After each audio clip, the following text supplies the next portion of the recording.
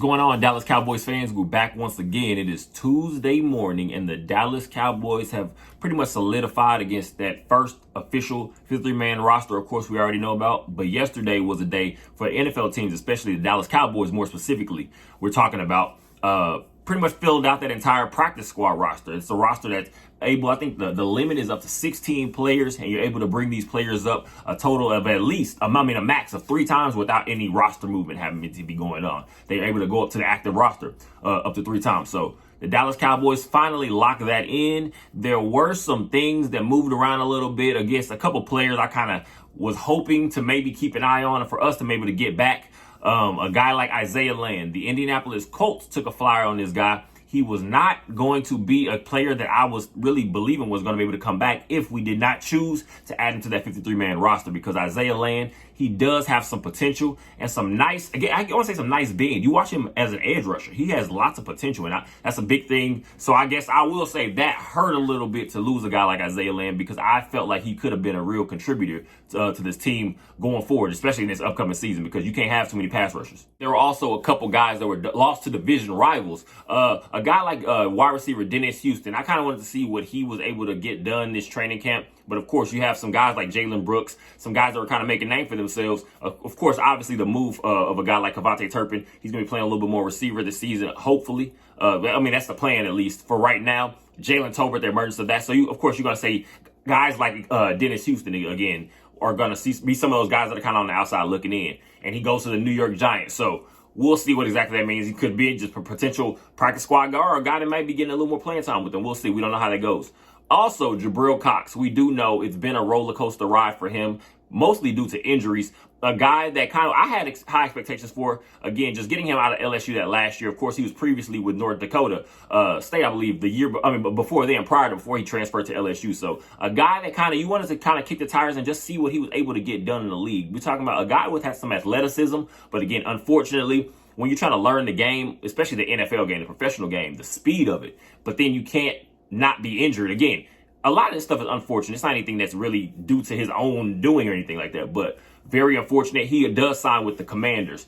I can see him somehow finding himself on that roster by at least mid-season or earlier on in the season. We'll see how it goes. It depends on, to me, we know how the Commanders season is going to turn out. Are they going to be not want to say contender, but are they going to be a team that you're kind of looking for, maybe to fight for a wild card spot? We don't know. We'll see how that goes with a guy like Sam Howell at running that ship at quarterback. So we'll see. But Jabril Cox, Isaiah Land, those some guys I was hoping maybe we could at least get them back on a practice squad. We'll see. But that's how the game goes, of course. New cornerback from the Miami Dolphins, Noah Igbignogany, spoken on, again, got from the Miami Dolphins in the trade for Kelvin Joseph, Kelvin Joseph goes to the Miami Dolphins. Noah Igbignogany from the Dolphins to the Dallas Cowboys. We're talking about a 23-year-old guy. He said himself he feels like this is a perfect time for a fresh start. That's what he needed. Of course, to his own expectations, his career has not gone the way he's expected it to up to this point. But like he said himself, he hopes that this is just the fresh start that he needs. He feels like he still has a lot to do and a lot to get done that he can do in this league. So hopefully that is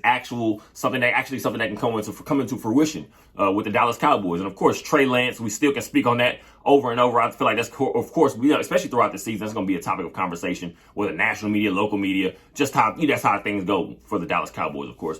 Mike McCarthy spoke about Trey Lance. He was pretty much just a sponge. He's soaking up the game. He says pretty much the grease board, or we're considering the dry erase board, it looks like art's all over pretty much. You have a guy like Trey Lance, he's working on, again, the mental aspect. And Mike McCarthy said, again, he spoke himself. He says Trey Lance pretty much has the mind for it. Now it's just working on things like his footwork and getting that under control. So we'll see exactly what his development is and what it means for the future. Who knows? It's all pretty much just a crapshoot. Again, it's just like throwing your name in the hat just for a lottery. You'll see if you can hit on something. We'll see exactly how the Trey Lance saga continues on forward.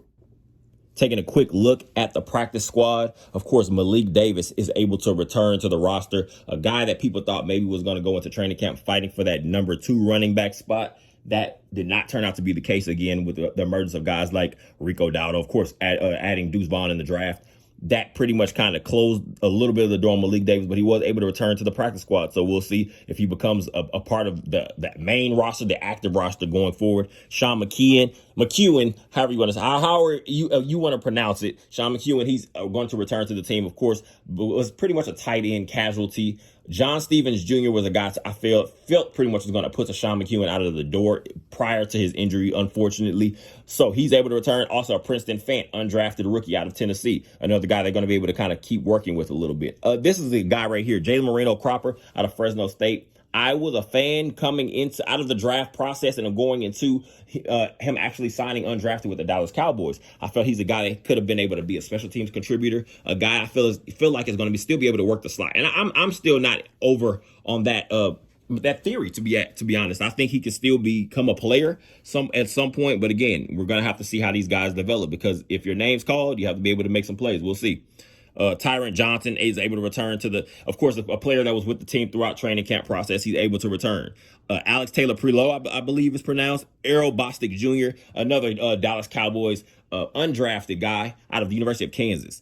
Sean Harlow is coming to the team on the practice squad from the New York Giants. Brock Hoffman, up and down. Pretty much, I want to say preseason, it wasn't really that good. Nothing that really impressed me much. But again, this coaching staff, I guess they've grown some familiarity with him. So what they want to do is just continue to, I guess, see if they can keep working on his game.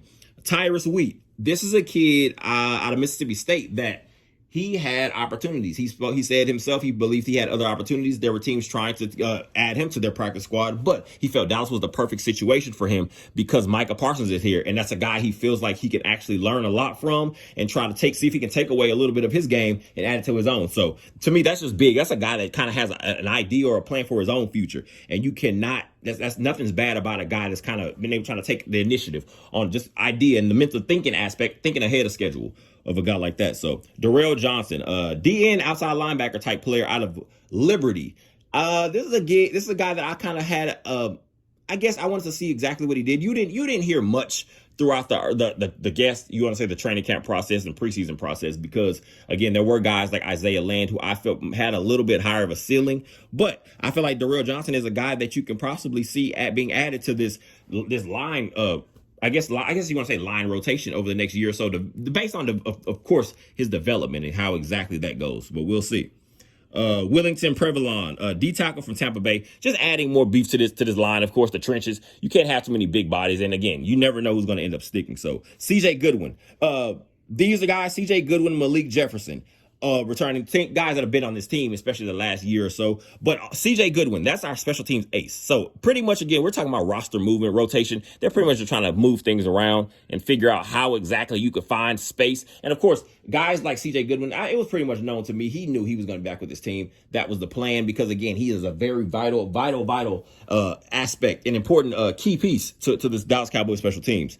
Josh Butler, cornerback, and also Sheldrick Redwine. So that kind of rounds out your 16 practice squad guys. For the time being, we'll see exactly who ends up sticking and growing. But again, the practice squad is pretty much about keeping guys that you feel have some raw development, or guys you feel like they still have something they can add to the team potentially in case of injury, or just if you feel like they're just ready for now the big leagues. We'll see. With the Dallas Cowboys now only 10 days away from week 1, Sunday night football against the New York Giants, the roster is now starting to come to a completion. I guess at least heading into week 1, practice squad is fully stocked. Of course, there are guys I said already. I'm interested to just see how they grow over this next year or so. A guy like Tyrus Wheat, just knowing that he had the opportunity he had other opportunities, but he wanted to stay in Dallas because of just pretty much the presentation of being able to learn from a guy like Micah Parsons. That's just big to me. That's just more mentality, a guy kind of looking to the future. So we'll see how that goes. I'm also, again, a fan of a guy like Darrell Johnson, outside linebacker / DN type. I will be interested to see how he could somehow fit into this line situation over the next year or so. Of course, it's all depending on how exactly these young guys develop, because we know how that goes, especially talking about adding guys that are developmental raw projects to your practice squad.